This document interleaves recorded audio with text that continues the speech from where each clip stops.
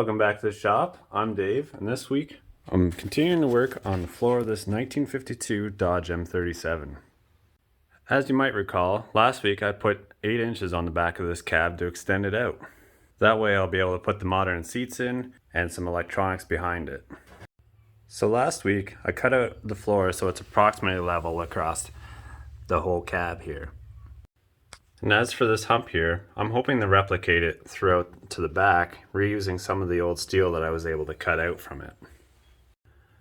So as you can see, there's a fair amount of floor missing from this cab, and there'll be a couple design considerations that I'm trying to take into account here when building the floor. First off, I'll have to consider the amount of weight that the cab will need to support. This would be probably 2 occupants, some seats, and a little bit more just for a margin of safety. So the back of this cab is supported by these 2 mounts here, one here and one over there, and that supports the rear of this cab up. So with that in mind, I'd like to make a structure that connects both of those across the width of the cab. Also, I have a support structure here with the cab extension, and that'll be a source of support as well, and I'll tie it across the back of this cab here so everything stays put. So then from there, I suspect that I'll make a series of smaller structures across for more support. So if you haven't seen my video from last week, be sure to check it out. That'll get you up to date on how I extended this cab out and then get you up to speed. So I guess I'll see what I come up with.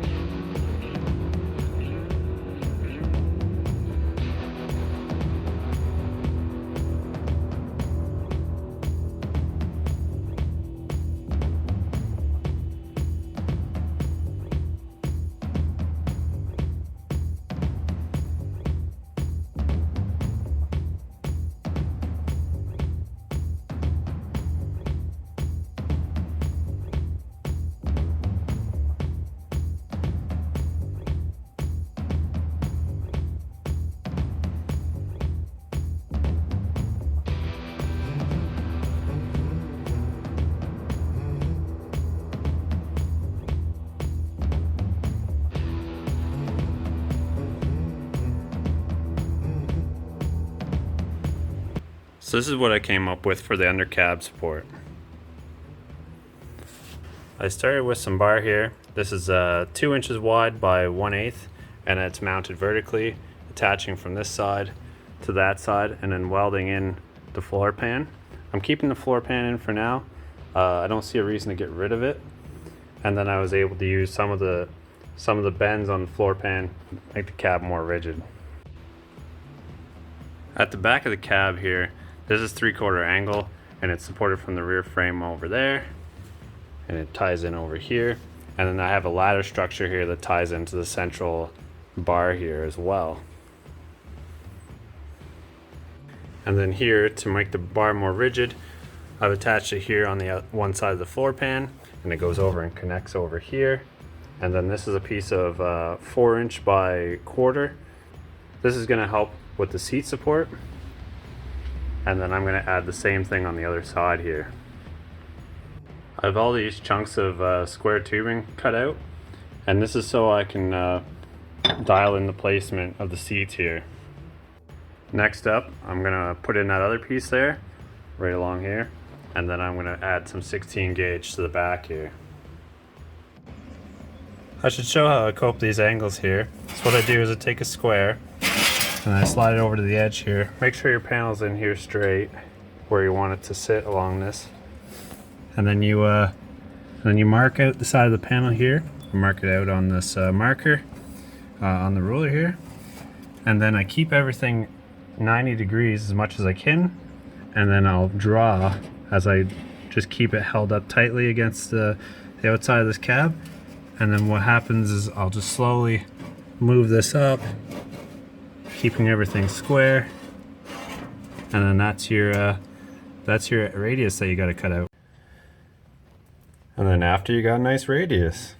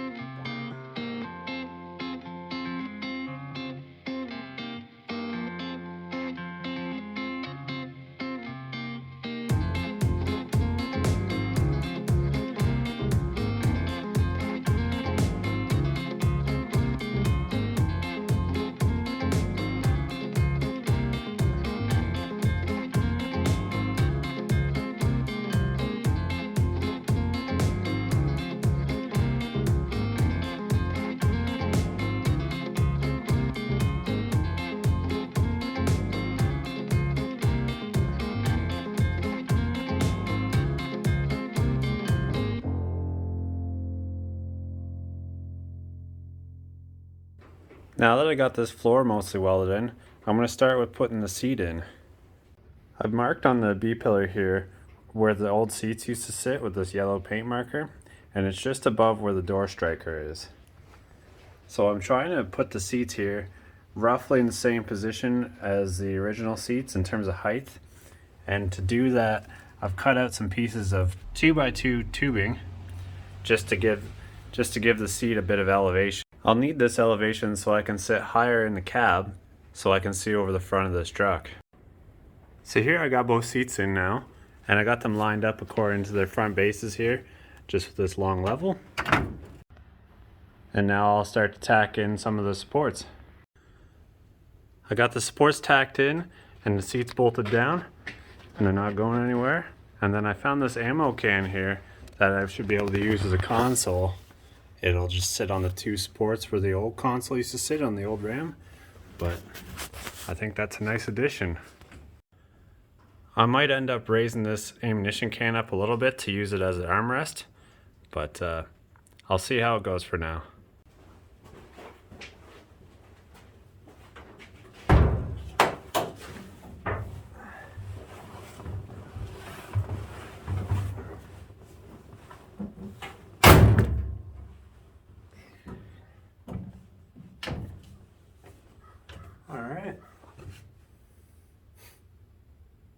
think she'll do.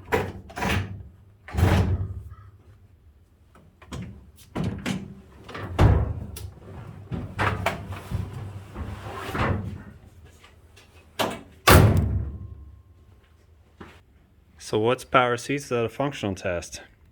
I'll just have the driver's seat here wired up into this battery. So now I'll just check her out. Here we go. Nice. So that's the front one by the knee. This is the whole thing.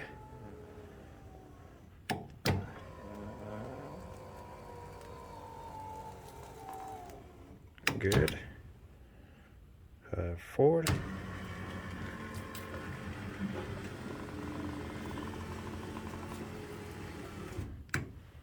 Okay, well you could be really small and drive this truck.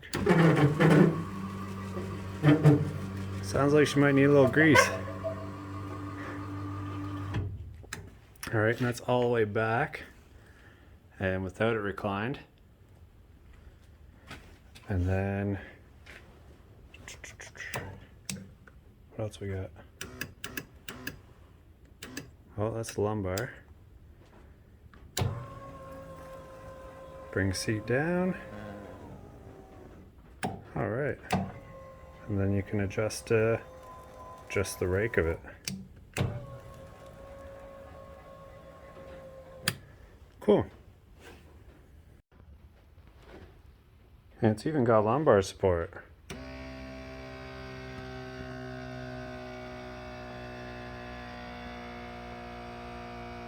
I think that's an air compressor. I'm just going to leave these seats tacked in. I'm not going to permanently weld them. I'm still going to workshop where the final position of these pedals are going to be. So if I decide I got to move the seat back a little bit, then I'll do that. So with the seat in its full back position, I still have lots of space back here, probably close to 10 inches. And I'll have some space to throw the computers back here and any wiring that I won't fit in the front. And here's a view from the front with the windows up to give an idea how tall the seats are in the cab.